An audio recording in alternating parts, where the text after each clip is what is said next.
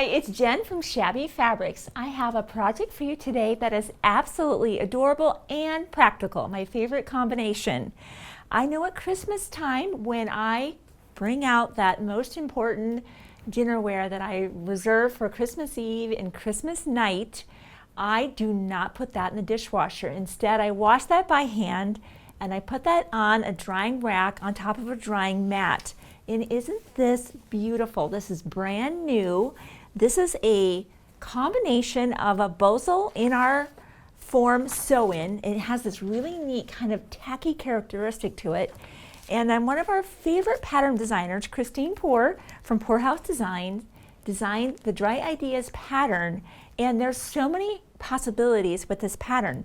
She shows you how to make the full-size drying mat using this, or you can cut that in half and make a camper size, so if you're in a smaller space, or like she said, maybe celebrating the holidays or any day really in a camper, and you need that smaller size, those are included. And there's even a third style with paper piecing to do kind of the champagne wine glasses. It's really beautiful. So this is a really jam-packed pattern. It's absolutely fantastic. What I'm going to be showing you to do today is the strip piecing method. You of course don't need to do that. You could always just use a solid piece of fabric. She shows you that option where if you just want to have one piece of fabric instead of doing strip piecing, you can always do that. Or of course, I love to be able to use the strips. And one of the things that caught my eye this year is the Hoffman Jingle Pops. My Christmas china, I have a little bit of spode that I was treated to a couple years back, and it has that beautiful gold detail. And when I saw the Hoffman Jingle Pops, both in the gold and the silver, I thought that's the perfect drying mat to coordinate with my dishes. So I love that they're pre-cut and they have that beautiful, of course, design, and then also have the stroke of just gold metallic detail around most of the shapes. So I've got a silver one here so you can see what that looks like. I strip piece both sides of that. And then on the little camper size one, and as well as the one hanging up, this is the gold. And it's just beautiful. So Hoffman Jingle Pops are our favorite. We've done the No-Sew Christmas ornament with those and so many other projects. So let's dive into this. Now, as you can imagine, I'll give you the framework of how this goes together. Specific measurements are in the pattern. And I, of course, want to honor Christine's pattern and make sure that I don't give the complete pattern away on video, or you wouldn't need to buy her pattern, which has a lot of great content. So she has graciously allowed me to show you many parts of that where you'll be able to absolutely jump in and be able to make these. Now, the fun thing about using one of the Jingle Pops, which have 40 strips, or really any pre-cut, is you'll be able to make 4 drying mats, which is amazing because they make great gifts.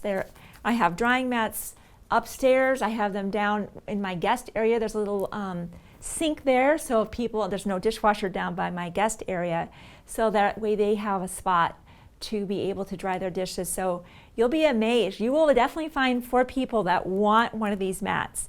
So I love the idea of getting this already cut out. It has the beautiful rounded shapes. Now, if you're using something else for that, you can also buy this in different quantities and maybe even by yardage. She also gives you inside the pattern those rounded corners, but I just love the convenience of buying this and it's just ready to go. Her pattern includes 2.5-inch strips and then different size strips on the ends, but I thought it'd be fun to be able to do pre-cut strips the whole time. So what I'm showing you today is just a little bit of a variation of what's included in the pattern. So I'll specifically talk about the 2.5 strips only. And I just pieced 9 of those together. Again, that's a little bit different than what's inside the pattern, but it allowed me to be able to continue using 2.5-inch strips versus using a combination of strips and other size larger strips on the ends. So the first thing that we'll want to do per our instruction in our pattern is we need to I'm going to have you find your center by just folding this in half. And by the way, when you sew your strips together, it's a regular 1/4-inch seam allowance. And as you can see, I just press my seams to one side. Now I went ahead and I just cut my strips halfway at the fold. So let me get one of those out. I kind of jumped ahead. I'm so excited to show you this project. I've always loved things that I can absolutely see the use of that over and over. And I literally use a drying mat every single day in my house. So I'm going to have them for Christmas time and for everyday use as well. So I went ahead and just cut my strips in half at the fold and picked my 9 fabrics. This could be the front and the back so they match, or you could use completely different fabrics on the back and have the 2 sides completely different, which is a lot of fun too. So that's another option. The reason I like to cut my strips in half versus just strip piecing all the way down, selvage to selvage, which is about 43 inches, is that when I find that I strip piece that long, I kind of start to get a little bit of a curve or a bow in it. And that's why I like to do shorter strips, which is what I've done here. And I've cut those down just to, actually I cut the selvage off, and you can see my strips are, I have 2 separate halves because I truly cut my strips in half. So hopefully that makes sense to you. All right, so once I have this, go ahead and fold that exactly in the center. And her instructions inside will let you know, and I can see that. And this is where the 8.5-inch ruler is really handy because you're going to be cutting specifically to where this 8.5-inch ruler makes very much, just so much sense. So I'm going to go ahead and make that cut. I don't think I folded my fabric quite precisely. Let's try that one more time. And I don't want to put a permanent press with an iron, but more of just a finger press there. And then I'm going to line that up. Top to bottom, there we go. I just had that a little bit crooked, I think. And then I'm going to go ahead and measure over. And I'm just going to go ahead and trim this up, starting here. And of course, I'd be using the guide of the instructions inside my pattern as to what size to cut that to. And this is one of the ones that's already been cut. So I'll go ahead and finish that cut up. And when I come back, we're going to keep going and make our drying mat. So my piece is all trimmed up, and I would of course do the same thing with the other one, which I showed you. They're ready to go. So you'll grab your form, and I love again that it's already there. And just look at the tackiness. Like even as I try to drag it, it doesn't want to move. There's something, they even mention it in the pattern. They use some kind of term that this just has this kind of grabbing nature. It's not sticky, but it just doesn't fall off. There's something about it that just makes it very tacky. So you want to place your either a whole piece of fabric, just if you're going the whole piece of fabric, or your strip piece unit that's been trimmed to the size as indicated in the pattern, whether you're using the full mat or you're doing the smaller camper mat. By the way, the camper mat, when we were the samples, Beth, who's one of our graphic designers here, by the way, if you ever see Instagram and all of the images, and Karina, just a shout out to those 2 women, unbelievable photographers, graphic designers. They just do such a beautiful job of photographing that. And Beth has a beautiful dog, and she's like, this would be a great little pet mat. So that's another idea of, you know, even if you want to leave the hanger off, it might be a nice pet mat. So I love that somebody else saw some other opportunities with the mat besides being just a drying mat. So you'll want to go ahead and put that right stacked exactly on top of that. And as you flip it over, isn't that amazing? It doesn't even fall off. You can clip it or not. It wants to stick on there. I just wanted to show you that tackiness. Let me lay that on there one more time. If you're worried about anything shifting, rather than using your normal patchwork pins, even the flower pins, I would just use some Wonder Clips. I love that they're easy to apply. I'm just going to put a couple of things in there. I don't think this is going to shift just because of the clinginess of this mat, but just a little something to hold it together just in case when I move it over to the sewing machine. But again, just the technology that Bosal put into this mat is really cool. It is not your normal, just ordinary piece of foam by any means. Okay, What the next instruction will be is to sew 1/8 of an inch. So you're a quilter, maybe. Don't sew that quarter that we're so used to doing. Now, I'm just going to walk that way just a touch and clip it. So let's go ahead and get started 1/8 of an inch all the way around. Now what I'm going to do is inside, I'm on the BERNINA 770. I have a 1D foot and I have the dual feet engaged. I'm just going to be looking in the inside of this part of my foot here and tracking to get that 1/8 of an inch.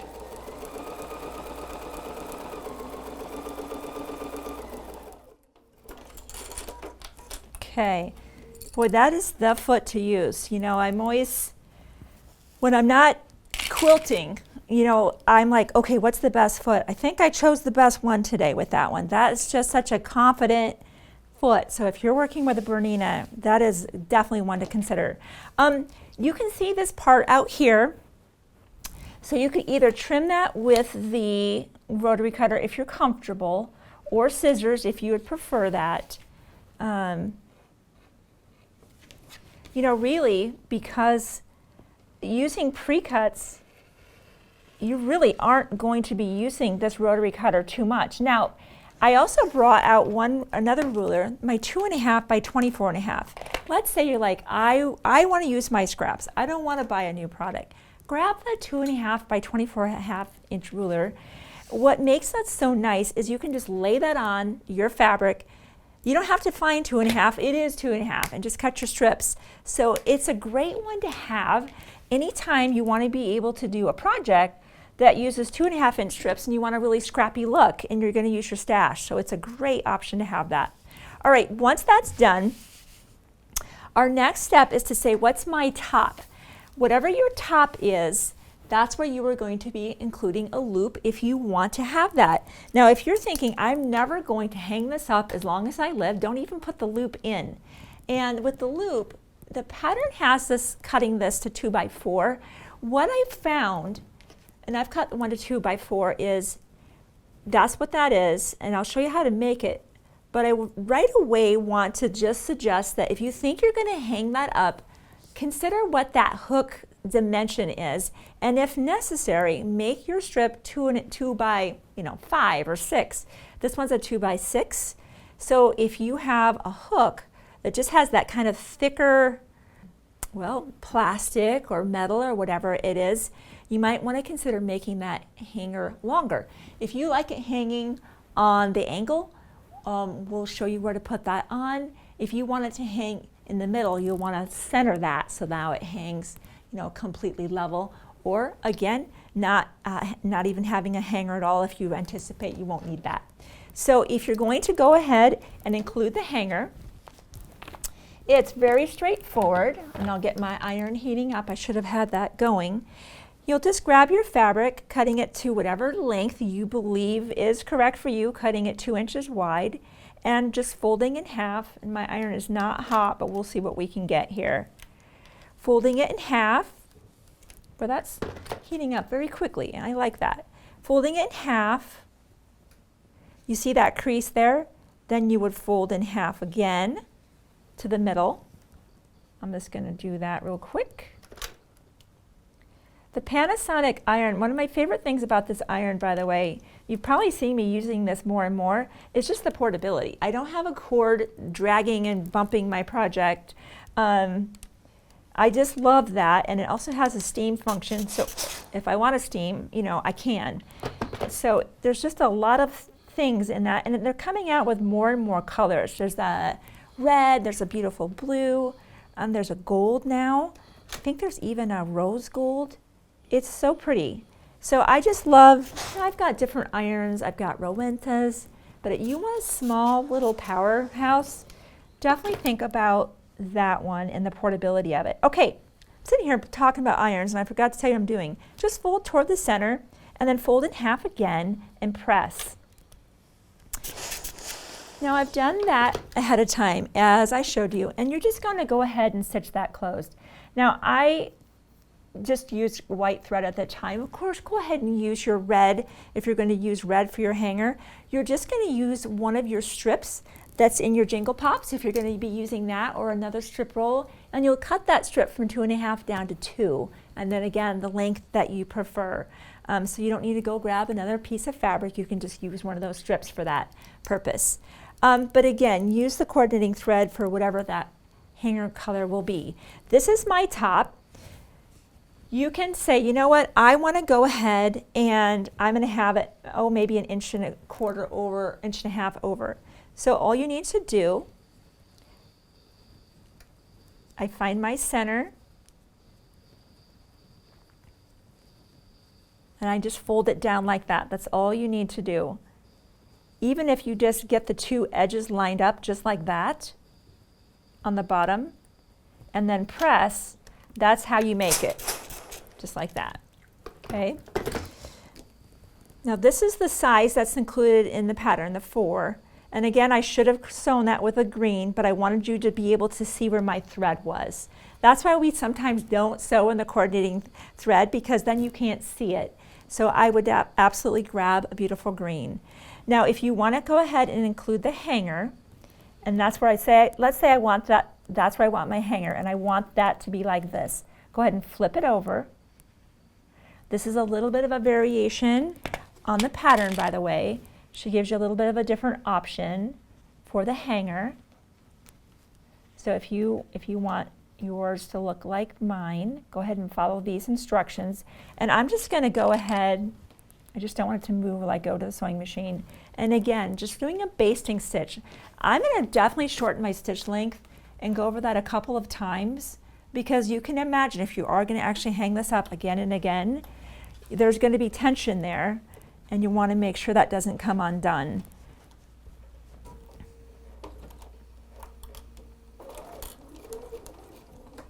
Lift that up. I'm going to go over this a couple of times, just back up. There we go. That hanger is not going anywhere. That's going to stay right there for us. Okay, so that's ready to go. Now on the opposite side of where your hanger is going to be, we're going to go ahead and mark a 6-inch opening. We're going to need to mark that, and we're going to actually stitch that. So I'm going to do a couple steps at once here. So I'm just going to grab, and I should have grabbed I'm so used to having this be a light colored fabric. Let me see if I have a light colored marking. It looks like I do have a light colored marking tool. And I'm just going to mark 6 inches. You want at least a 6-inch opening. There's nothing critical about 6 inches. You just want at least 6 inches. And I'm just going to mark that, and I'm going to sew 1/4 inch now back to our normal 1/4 inch measurement. Just a straight stitch, reinforcing the beginning and the end.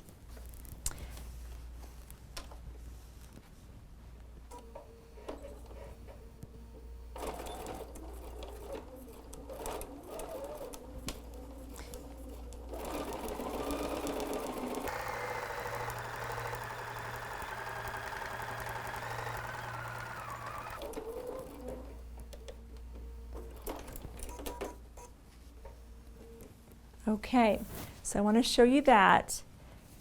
Now our next step, I'm going to change my stitch from this opening here, I shouldn't say opening, from what I've stitched, I'm going to now do a zigzag from where I just did the 1/4 inch, the beginning and end, and the whole idea here is to compress this foam down to as flat as possible, because you'll see how important that is in the step following. So I'm going to set my machine up for a zigzag. In fact, I think we can just do that together real quick. Nothing super complicated. Make sure I've got the right throat plate, and I do. That's something I want to, if you're sewing on a BERNINA or any machine, some throat plates have just a single hole here and some have that wider. So make sure you've got the right throat plate in there. I'm going to just widen that out. The whole idea now will be to do a zigzag. No more, don't go past this line. It's everything in between here. Let's just do that zigzag real quick together. I'm going to widen mine out here as I sew, just a touch. Normally you'd want to just practice that on a scrap piece of fabric.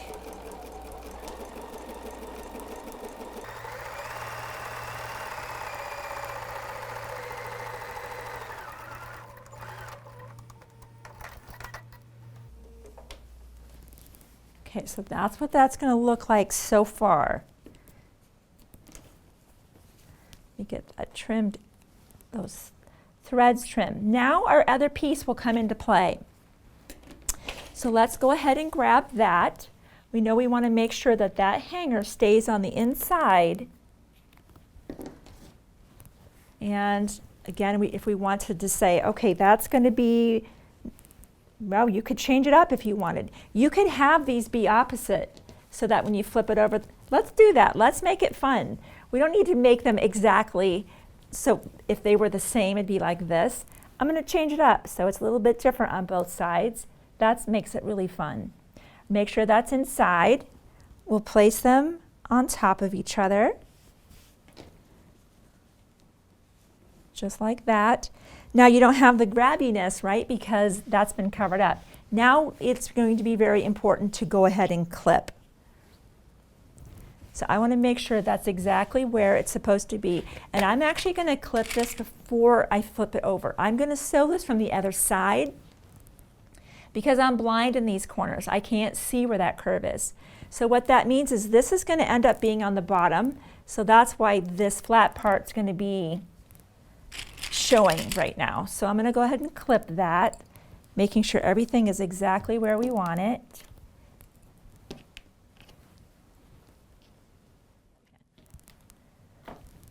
Okay, so let's flip it over and let's have a look. Let's make sure everything is stacked.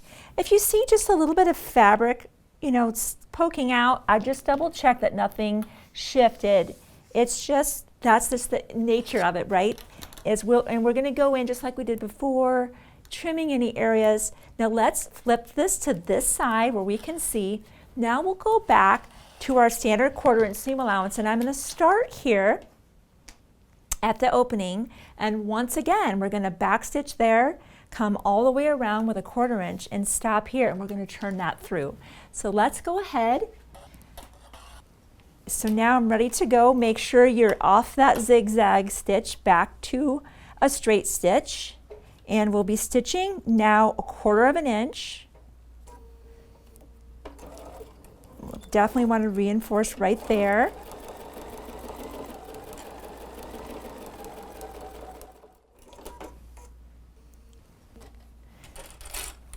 My favorite part. Okay, we need to trim first, then on my favorite part. So just like before, any fabric protruding in those corners, you don't want that. Let's go ahead and get rid of that.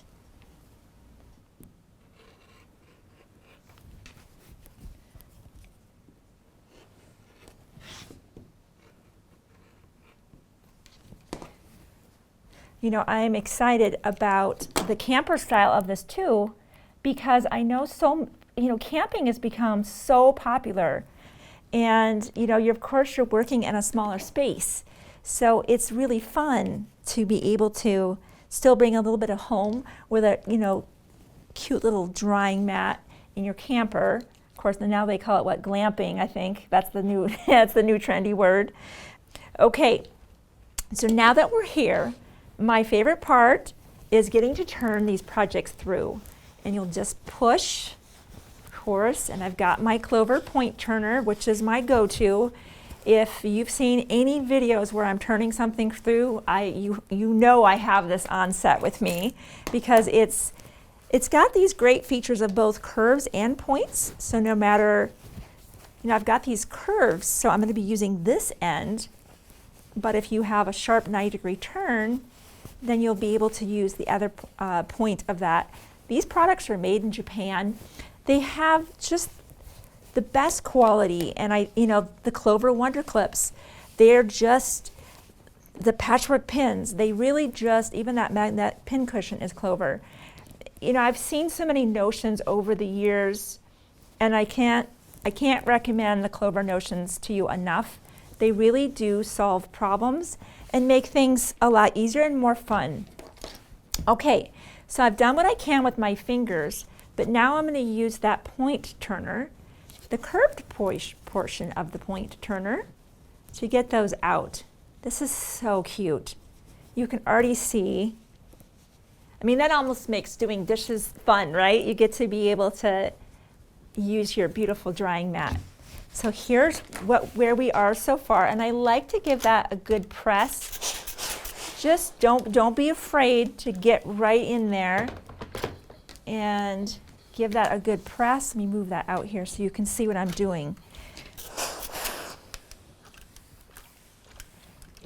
You can imagine if you wanted to end up quilting these in the very end, you could just go to town and really just have a lot of fun with that as well. We didn't do any top quilting on ours though, so don't feel like that's something that you need to do. Okay, so we have to close an opening now, right? Do you remember that part where I did the zigzag?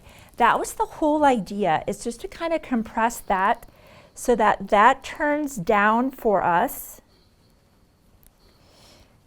I would say of the whole project, this is the one step that just takes a little bit of extra effort, and don't be afraid to steam that. You might, if you have something, woo, even my glasses got foggy with that one. And we'll turn this down 1/4 inch as well and press. And the whole idea, of course, is just to close that side, and you can't even tell which side had the opening. Now I'm going to flip that over so I can more easily see that 1/4 inch. I'm going to try to get my head out of the way so you can see what I'm doing there. I'm just visually, I know that 1/4 inch well because I'm a quilter. I know what that looks like. If you're like, I don't know about that 1/4 inch, grab yourself a ruler. You can check yourself and see where you are if you have any wonders about that. Okay, once we have it, let's go ahead and wonder clip that closed again. We definitely want to do that and have nothing shift. This is now when the coordinating thread comes into play, because you will close this with an 1/8 inch stitch all the way around the top, just like we did here, all the way around. So you really do want to think about what would be a nice thread. And with this one, because there's so many beautiful gold accents, I went ahead and chose a nice confetti. I think that's KT 400, don't quote me on that one. It's a beautiful gold. If you're using the silver, you might want to choose a gray. It looks like on this one we choose actually a black or a dark red. I think this is a dark red. So it's just time when you get to be able to use some pretty thread. All right, so let's go ahead and take that to the machine, and we're going to sew an 1/8 inch all the way around. I'll just start right before our closing here.